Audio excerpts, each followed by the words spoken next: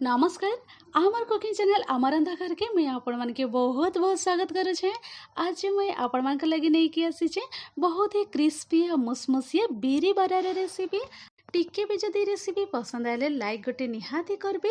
Channel रे नुआ तहले आमर रंधा घर चैनल के सब्सक्राइब करबा लगे बिल्कुल नहीं भूलबे। तो आपण माने भी वीडियो के फुल वॉच करूँ।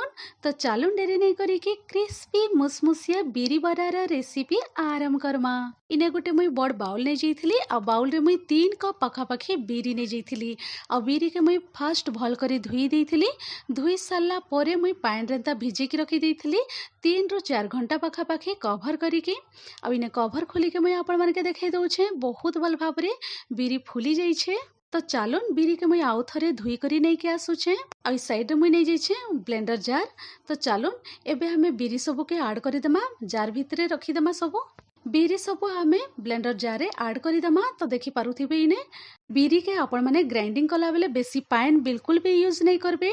तो इने देखी पारुथिबे मुई 3 ରୁ 4 ଚାମଚ पखापाखि पानी ऐड कर देइछे। पानी दे साला परे ब्लेंडर जार कभर देके आमे पूरा फाइन करिके आमे बाटी की नहीं के आसमा। आ इने देखि पारुथिबे मुई बाटी की नहीं के आसी छे। आ बहुत ही प्लेन बाटी देइछे देखि पारुथिबे आपण माने भी एंता चिकन करिके बाटी की नहीं के आसबे।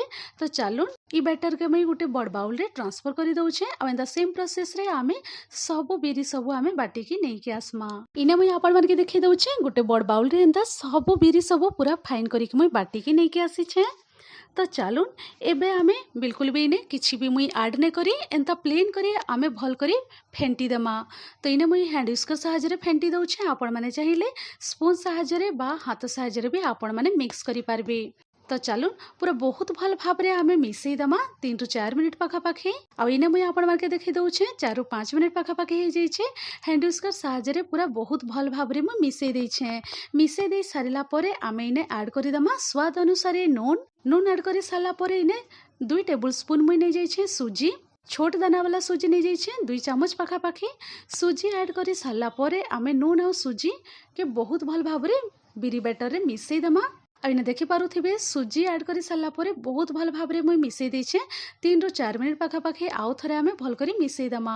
मिसई दे साला परे आमे 5 मिनिट पखापाखि साइड करिके रखी दमा कवर करिके। आ इने मुई आपण मन के देखि दउछे बहुत ही बढ़िया फेंटी ही जाइछे आ पूरा फ्लफी ही जाइछे। ई पॉइंट रे मुई ऐड करी दउछे कटा पियाज आउ 2टा मीडियम साइज रो मुई पियाज नहीं जाइतली आ ताके एंता पूरा छोट छोट करिके काटी के यूज करूछे। तो चलून पियाज ऐड करी साला परे इने मुई गोटे छोट चामच पखापाखि ग्रेट करिके नहीं जाइतली आंब कसी अदा।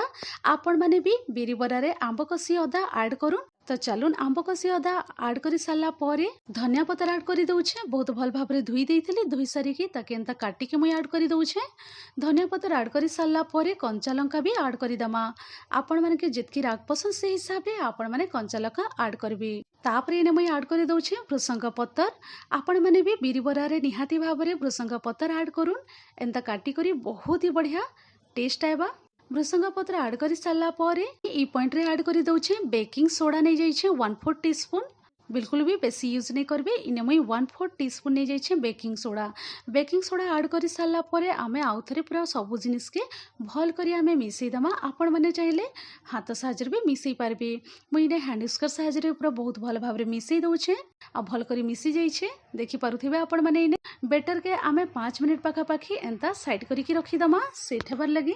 आ इयाडे मुई गैस साइड के पले आसीछे तेल कढ़ाई गरम हेबार लगी रखी देइछे। तो चलून तेल कढ़ाई गरम हेबार भितरे मुई आपण मन के देखै दउछे आमे बीरी बरा केनता रेडी करमा। तो इने देखि पारुथिबे बेटर के मुई टिके साइड करिके रखी दउछे। आ इने गुटे छोट गिना रे मुई पानी टिके नहीं जाइछे। आ इने मुई आपण मन के देखै दउछे चा छणा एंता नहीं जाइछे। तो इने देखि पारुथिबे चा छणा रे आमे टिके एंता पानी लगे दमा। पानी दे साला परे हाथे भी टिके आमे पानी धरी दमा भल करी। आ बीरी बरा बैटर के आमे इने चा छणा उपरे भल करी साइज करिके रखी दमा। देखि पारुथिबे आ पानी हाथ हेई करी आमे आउ टिके भल करी शेप देई दमा। आ इने पूरा बहुत भल भाबरे मुई राउंड शेप देई देइछे। आ एंता मझी रे आमे टिके होल करी दमा देखबार लगी बहुत ही बढ़िया देखा जीवा। तो देखि पारुथिबे एंता सेम शेप रे आमे सब बीरी बरा सब रेडी करी दमा। तो गुटे बीरी बरा इने रेडी ही जाइछे बहुत भल भाबरे। चलून आमे एबे गैस साइड के जिमा छाणबार प्रोसेस के आमे आरंभ करमा। तो इने देखि पारुथिबे तेल भी बहुत भल भाबरे गरम ही जाइछे। एबे मुई फ्लेम के रखी देइछे एने लो टू मीडियम मझी रे। तो चलून आमे केयरफुली आमे सब बीरी बरा सब डीप करमा सेम प्रोसेस रे। एंता मुई सबू बिरी बरा सबू रेडी करी देइछे देखि पारुथिबे उल्टा पुल्टा करिके आमे फ्राए करिदेमा गोल्डन ब्राउन हेबार तक।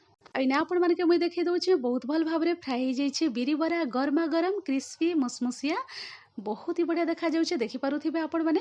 ई प्रोसेस रे आमे सब बिरी बरा सब छाणी के रेडी करमा। गुटे बेच इने रेडी हो जाइछे मुई गुटे प्लेट रे ट्रांसफर करि दउछे सब बिरी बरा सब। आ सेम प्रोसेस रे आमे सब बिरी बरा सब छाणी के रेडी करमा। गरमा गरम क्रिस्पी मुसमुसिया बिरी बरा सब रेडी हो जाइछे मुई आपण मानके सर्व करके देखै दउछे। बिरी बरा सब आपण माने छानला बेले कंचा लंका भी आपण माने फ्राए करि पारबे देखि पारुथिबे। इने मुई कंचा लंका भी फ्राए करि देइछे। आ इने देखै दउछे आपण मानके बहुत ही क्रिस्पी आ बहुत ही बढ़िया मुसमुसिया बिरी बरा रेडी हो जाइछे। आपण माने भी प्रोसेस रे निहाती भाबरे थरे गरमा गरम बिरी बरा ट्राई करूँ बहुत ही बढ़िया लगबा खाइबार लगी।